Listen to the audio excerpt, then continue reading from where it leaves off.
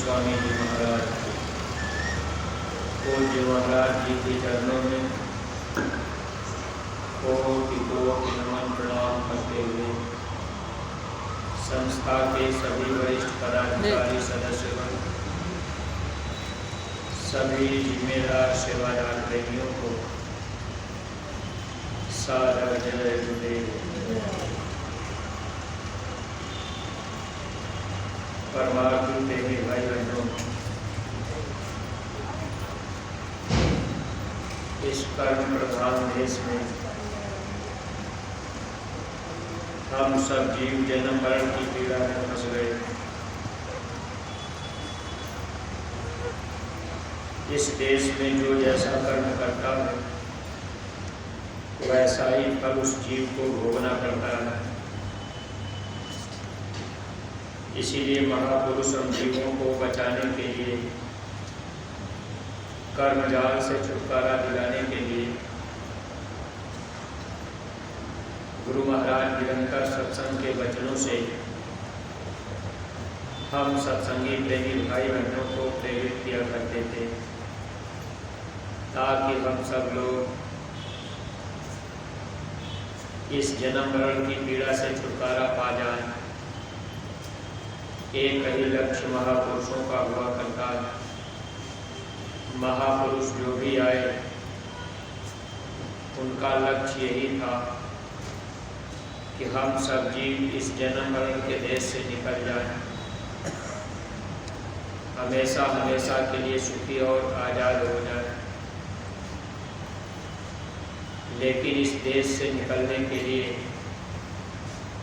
गुरु के वचनों को मानना, ये संत मत में सबसे विशेष बात हुआ करती है। अगर गुरु के वचन को जीव न माने, महापुरुष के करीब आने के बाद भी जीव का छुटकारा नहीं हो पाता। जो भी संत इस धरती पर आए, हम जीवों की भलाई के लिए बराबर प्रयास करते रहे। वैसे तो दुनिया में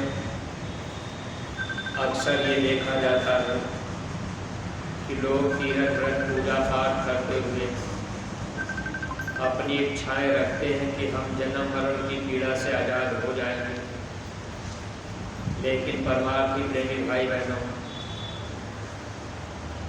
जो भी बाहरी क्रिया होती है, देवी देवता भगवान की पूजा पाठ जो भी हम आप अपने श्रद्धा भाव से करते हैं, ये सब कर्म कांड के अंतर्गत आता है। कर्म कांड में फंसे हुए जीव का छुटकारा नहीं हो पाता। छुटकारा दिलाने के लिए महापुरुष आए। जब से महात्मा आए, रास्ता हम जीवों को बताने का प्रयास करते रहे। कोई कोई जीव महापुरुषों की बातों को मानकर बताए हुए रास्ते पर चल पाते हैं। जब तक गुरु महाराज के करीब हम आप नहीं आए थे, हम लोगों को सत्संग नहीं मिला था। उसके पहले हम सब लोग भी ऐसे ही बाहरी क्रियाकलापों में, तीर्थ व्रत पूजा पाठ में अपनी आस्था और विश्वास रखा करते थे। लेकिन गुरु महाराज के मिल जाने के बाद जब सत्संग के वचन हम प्रेमियों को मिले, तब ये गीता और रामायण सब सच्ची समझ में आने लगी। और ये बातें धीरे धीरे अंदर बैठती गई कि जब जीवन में गुरु मिल जाए तो सिर्फ गुरु की ही पूजा करनी चाहिए। गुरु पूजा में सबकी पूजा, जस समुद्र नदी समुद्रा, जैसे सभी नदियाँ समुद्र में मिल जाती हैं। अगर समुद्र की पूजा हो गई तो सबकी पूजा मान ली जाती। ऐसे ही मानव जीवन में अगर गुरु मिल गए तो गुरु की पूजा में सबकी पूजा हो जाती है। गुरु सेवा में सबकी सेवा, रंचक मम मानो न भेवा, गुरु की सेवा में सबकी सेवा भी होती है। इसीलिए महापुरुष हम जीवों को बराबर गुरु भक्ति के तरफ ले चलने का प्रयास करते हैं। एक बार एक प्रेमी गुरु महाराज के पास आए रामलाल जी। उसके पहले देवी दुर्गा के बहुत बड़े पुजारी रहे। अब वो देवी दुर्गा उनके सामने आया करती थी। जब गुरु महाराज मिल गए, धीरे धीरे सत्संग जब वो सुनने लगे, विचार बदलने लगा। एक बार कोई सत्संग सुन ले और चाहे कि हम सब कुछ जान लेंगे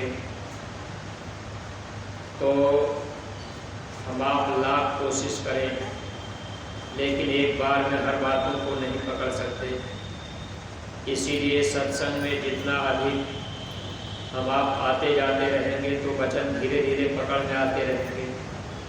20 साल 25 साल का समय लग जाता अगर लोग वचनों को ध्यान से पकड़े, तभी पूरी बात समझ में नहीं आ पाती, क्योंकि महात्माओं की बातें ऐसी हुआ करती हैं कि हम आप जल्दी समझ नहीं पाते।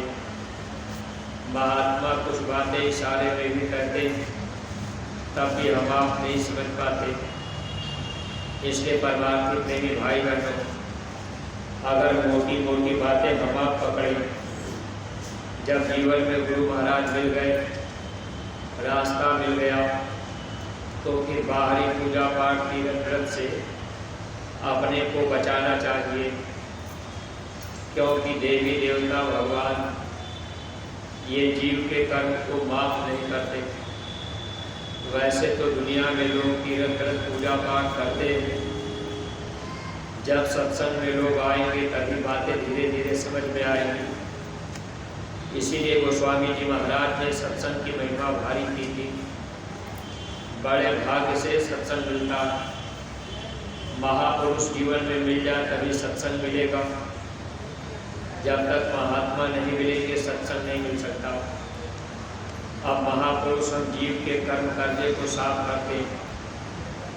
भगवान क्या काम करते हैं? जीव को कर्म जाल में फंसाते हैं। हरि ने भोग रोग उठाया, गुरु ने आवागमन छुड़ाया।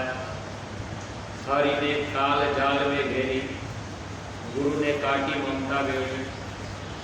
भगवान चाहते हैं कि ये जीव अब इसी भोग के रोग में फंसा रहे, यहाँ से इसका छुटकारा न होने पावे।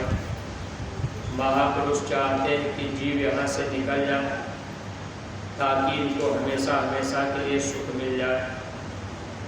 लेकिन देखिए प्रेमी भाई बहनों, बहुत से हम आप सत्संगी प्रेमी भाई बहन भी, बहुत से लोग गुरु महाराज से जुड़ने के बाद भी लोगों को अपने गुरु पर पूरा भरोसा और विश्वास नहीं हो पाया। अगर जीव को पूरा भरोसा विश्वास हो जाए तो लोग एक तरफ अपना विचार बना लेंगे और गुरु की पूजा के सिवा दूसरे की पूजा पाठ में लोग अपना समय भी नहीं लगाएंगे। देखिए पूज्य महाराज जी हमको आपको सत्संग में बराबर लोमस ऋषि का संवाद सुनाया करते हैं। किसकी पूजा करने से जीव को कहाँ जन्म लेना पड़ता, ये बात हम आप जानते भी हैं, सुनते भी हैं, फिर भी ये मन मानता नहीं। अब मन कहता है कि भाई गुरु महाराज की पूजा कर रहे हैं, थोड़ा देवी देवता की भी पूजा कर लें, तो देवी देवता कर्म को माफ नहीं करते।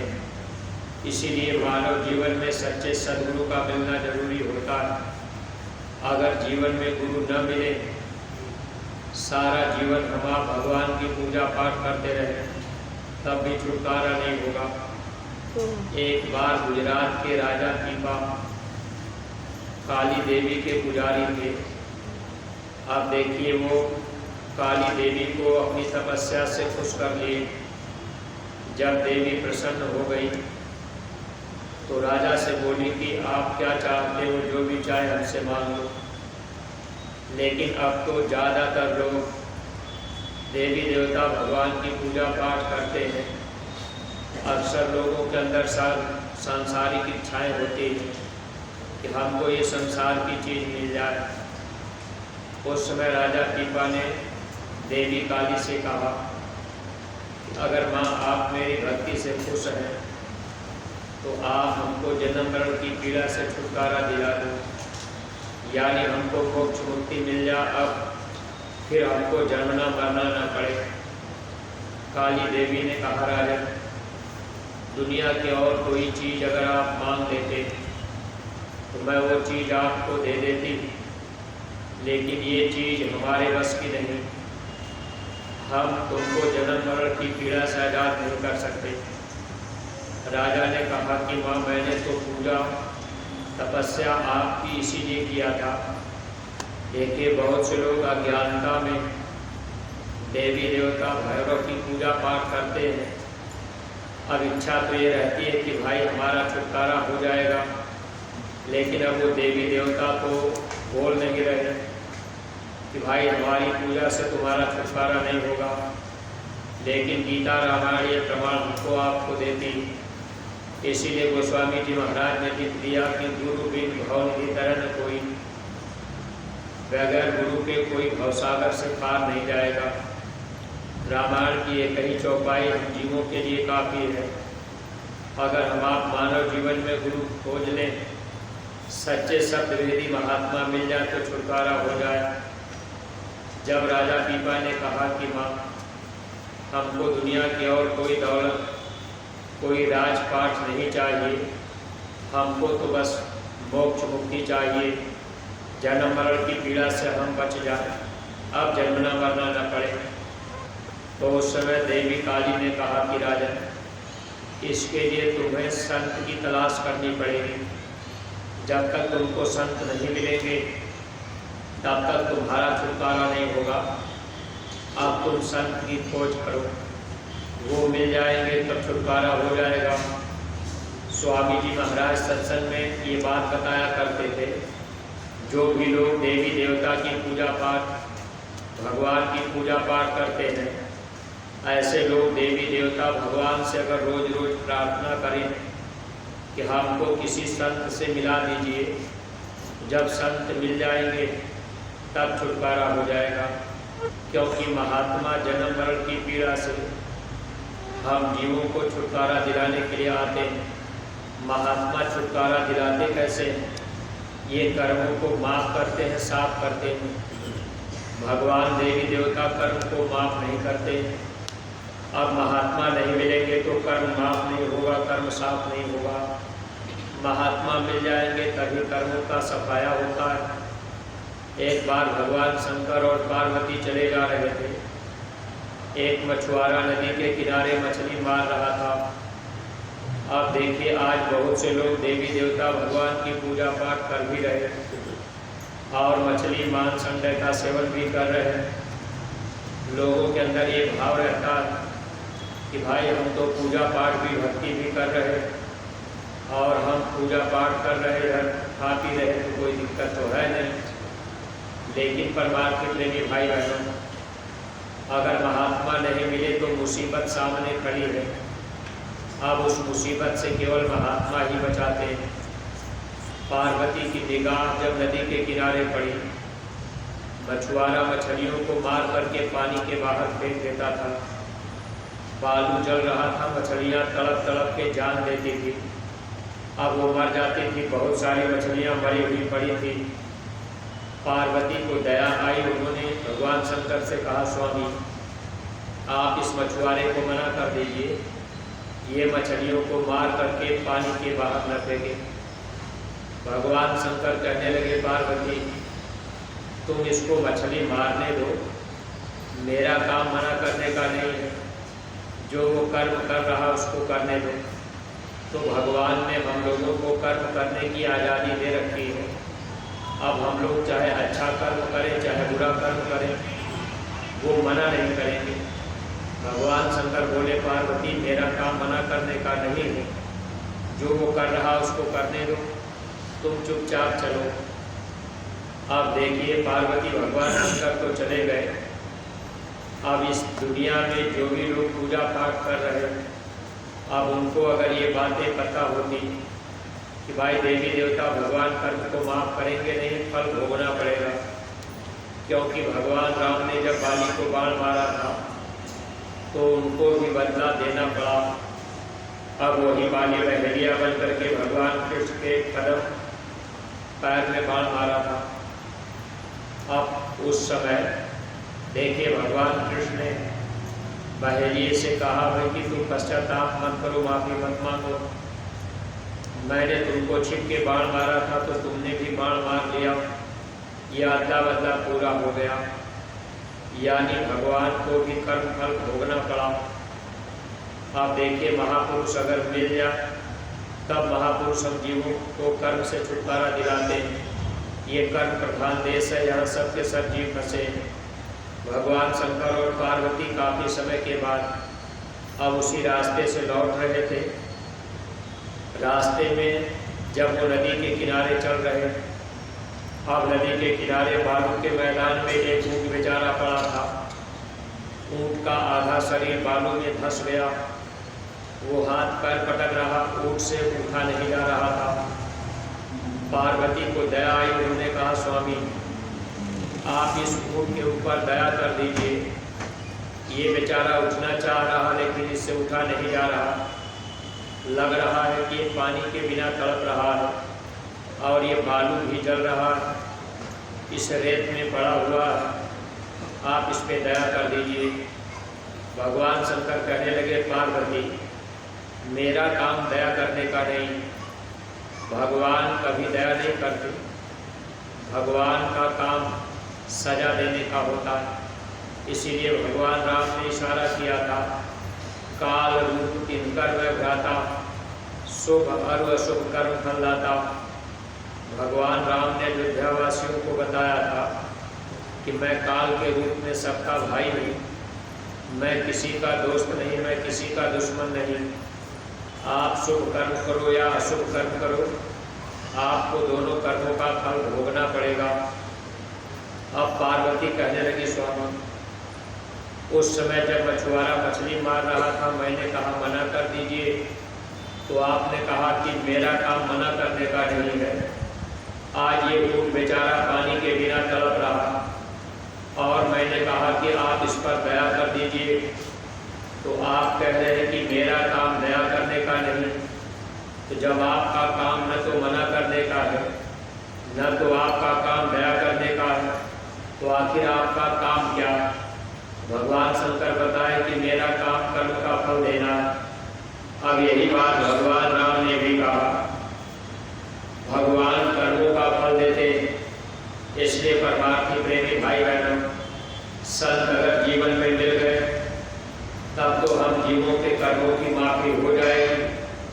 अगर महात्मा जीवन में नहीं मिले तो कर्मों की माफी नहीं होती। इसलिए जीवन में जिनको सद्गुरु मिल जाते हैं उनका बहुत बड़ा सौभाग्य हुआ करता है। सौभाग्यशाली जीवों को ही गुरु बुलाते हैं और ऐसे ही जीव उनके करीब आकर उनके बताए रास्ते पर चलकर अपना ये मानव तन पाना सार्थक बना लेते हैं। पार्वती जिद कर गई, उन्होंने कहा स्वामी अब एक बात आप बता दीजिए, आप कह रहे हैं कि मेरा काम कर्म फल देना है, तो आखिर ये ऊँट बेचारा यहाँ बालू में रेत में गिरा है, ये कौन सा कर्म भोग रहा? तब भगवान शंकर बताने लगे देखो पार्वती, अब ये देखो अगले जन्म में मछुआरा रहा, क्योंकि जीवात्मा तो वही है, शरीर बदल गया। अब ये जैसे मछलियों को मार करके खाया, मछलियों को मार करके पानी के बाहर फेंका, मछलियाँ पानी के बिना तड़प तड़प के मर गई। आज ये भी पानी के बिना तड़प तड़प के ऐसे ही जान दे देगा, क्योंकि ये अगले बंदे का देश है। पार्वती ने कहा, स्वामी ठीक है, इसने मछलियों को पानी से बाहर किया, मछलियाँ पानी के बिना तड़प के मर गए, आज ये भी पानी के बिना तड़प के मर रहा। लेकिन एक बात आप मुझे बता दीजिए, इसके शरीर में घाव हो गया, इसमें कीड़े पड़ गए, बड़े बड़े कीड़े इसको नोच के खा रहे, इसके मांस को नोच रहे, तो आखिर ये कौन सा इसका कर्म फल। तब भगवान शंकर बताए कि पार्वती, जितनी मछलियों को मार करके इसने उनके मांस को खाया, अब वही मछलियाँ कीड़ा बन करके अब इसके मांस को नोच के खा रही। ये तो अदला बदला इसको भरना भोगना ही पड़ेगा। परमार्थी प्रेमी भाई बहनों, सौभाग्य हम लोगों का है कि ऐसे कलयुग की मलिन बेड़ा में हम लोगों को गुरु महाराज मिल गए। गुरु महाराज ने हम लोगों के बात को पकड़ लिया। अगर हम आप गुरु की भक्ति में लग जाएंगे, यानी चारों तरफ से अपनी इच्छाओं आशाओं को हटाकर केवल अपने गुरु के ऊपर भरोसा और विश्वास करके हम आप सुमिरन ध्यान भजन और सेवा करते जाएंगे, जो भी आदेश गुरु दरबार से मिले उसका अगर हम आप पालन करते रहें, जैसे गांव गोद देना, प्रचार प्रसार करना, जन जन तक गुरु महाराज का संदेश पहुंचाना, अपने अपने घरों में एक गुल्लक रखना, एक एक रुपए की सेवा गुल्लक में रोज डालना, गुरु महाराज की वचन वाणियों को याद करने के लिए दूरदर्शी आवाज नामक पत्रिका अपने अपने घरों तक मंगाना, और जो भी आदेश समय पर मिल जाए हम आप उसका पालन कर लें, तो हम लोगों को लोक और परलोक दोनों का लाभ पूरा पूरा मिलता जाएगा। यानी हम आप यहाँ भी दुख नहीं पाएंगे, और जब इस शरीर से जीवात्मा निकलेगी तो वहाँ भी हम आप सुख पाएंगे। दोनों तरह का लाभ हम परमार्थी प्रेमी भाई बहनों को मिलता जाएगा। अगर गुरु महाराज के वचन वाणियों को मानकर अपनी इच्छाओं को एक तरफ हम आप लगा लिए, तब तो जन्म जीवन सार्थक बन जाएगा। अगर कहीं मन ने धोखा दिया, कभी तीर्थ व्रत भी करने चले गए, कभी गंगा जमुना स्नान भी करने चले गए, कभी पूजा पाठ देवी देवता की भी करने लगे, कभी गुरु महाराज की भी किए, तो जब एक पर भरोसा विश्वास नहीं होगा तब तक हम जीवों का बचाव नहीं होगा। इसलिए जब जीवन में सच्चे सद्गुरु मिल जाए तो अपने सद्गुरु के ऊपर पूरा पूरा भरोसा विश्वास करना चाहिए। जैसे दुनिया में देखा जाता है, जब तक बच्ची की शादी नहीं होती तब तक बच्ची का प्रेम माता पिता घर परिवार नातेदार रिश्तेदार सबसे रहता, लेकिन शादी के बाद पति से पूरा पूरा प्रेम होता। ऐसे ही जब जीवन में सद्गुरु मिल जाए, नाम का सिंदूर पड़ जाए, यानी नाम दान मिल गया, अब हम आप केवल गुरु पर भरोसा विश्वास कर लें और बाकी तीर्थ व्रत देवी देवता इधर की तरफ से ध्यान हटाकर अपना पूरा पूरा प्रेम सद्गुरु के प्रति रख लें, तो हम जीवों का छुटकारा हो जाएगा। अगर हम आप नहीं समझ पाए, नहीं समझ पाए, तो फिर इसमें हम जीवों का नुकसान होगा। इसलिए हर परमार्थी प्रेमी भाई बहनों को इन सभी बातों का ध्यान रखते हुए केवल गुरु के वचन पर हम लोगों को चलने की जरूरत है, ताकि हम लोगों का छुटकारा हो जाए। अपने गुरु दरबार से जो भी आदेश दिया जाता है पूज्य महाराज जी के द्वारा, वो गुरु महाराज का ही आदेश हुआ करता है। अगर हम आप उसको गुरु महाराज का आदेश मानकर उस आदेश को हम आप बजाते रहेंगे, तब तो लाभ मिलेगा। स्वामी जी ने कहा था, मेरा कोई भी संदेश जय गुरुदेव धर्म प्रचार संस्था मथुरा से जिले जिले में जाता है।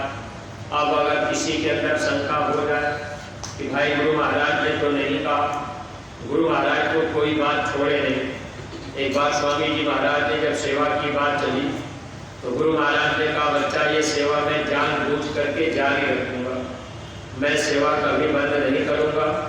चाहे तुम रो करके सेवा करो, चाहे हंस करके करो, सेवा को करना पड़ेगा। अगर सेवा का काम हम आप बंद कर दिए तो निश्चित है कि बरकत खत्म हो जाएगी, फिर हम आप तकलीफों में जकड़ेंगे। इसलिए परमार्थी प्रेमी भाई बहनों, हम आप खुशी खुशी अगर बराबर जो भी आदेश मिले उस आदेश में हम आप सेवा कुछ न कुछ डालते जाएं तो हम लोगों को लाभ मिलता जाएगा। देखिए, जब कोई बीमारी तकलीफ आती थी, स्वामी जी महाराज हम लोगों से स्वास्थ्य की सेवा लेकर हम लोगों की तकलीफों को हल्का कर देते थे। ऐसे ही परमार्थी प्रेमी भाई बहन, इस समय हम परमार्थी प्रेमियों के हित के लिए अपने गुरु दरबार से जो आदेश मिला है, सभी प्रेमी भाई बहन थोड़ी थोड़ी स्वास्थ्य की सेवा जरूर निकालेंगे और वो सेवा अपने गुरु दरबार मथुरा पूज्य महाराज जी के पास तक पहुँचे। परमार्थी प्रेमी भाई बहनों, देखिए गुरु महाराज अपनी प्यारी गायों के लिए इशारा किए थे। उनके इशारे को हम आप अगर समझेंगे तो भूसा की भी सेवा, क्योंकि स्वामी जी महाराज के लिए गाय प्यारी थी। जो चीज़ सदगुरु को प्यारी हो, अगर हम आप भी उनसे प्रेम प्यार करेंगे, हम आप भी उनकी सेवा करेंगे तो हम लोगों को दया ज़्यादा मिलती जाएगी। इसलिए प्यारी गायों के लिए भूसा की सेवा इस समय हम परमार्थी प्रेमी भाई बहनों को अपने जिले जिले की संगतों से जानकारी, सबको ब्लॉक स्तर से हर तरह से जानकारी दी गई है। और जो भी परमार्थी प्रेमी भाई बहन आप अपने अपने सेवाओं को इकट्ठा करके न्याय पंचायत के रजिस्टर में दर्ज करा के फिर ब्लॉक और जिले के रजिस्टर में देंगे, जिले से मथुरा गुरु दरबार तक आता रहेगा और ये सेवाएं हम आप करते रहेंगे तो दया दुआ के पात्र हम आप बने रहेंगे। इन्हीं शब्दों के साथ में हम अपनी बाड़ी पर यहीं पर विराम दे रहे। कोई भी बात अगर अटपटी लगी हो तो आप लोग अपना छोटा भाई समझकर क्षमा कीजिएगा। सब लोग प्रेम के साथ में मालिक के पावन नाम का उच्चारण करेंगे। जय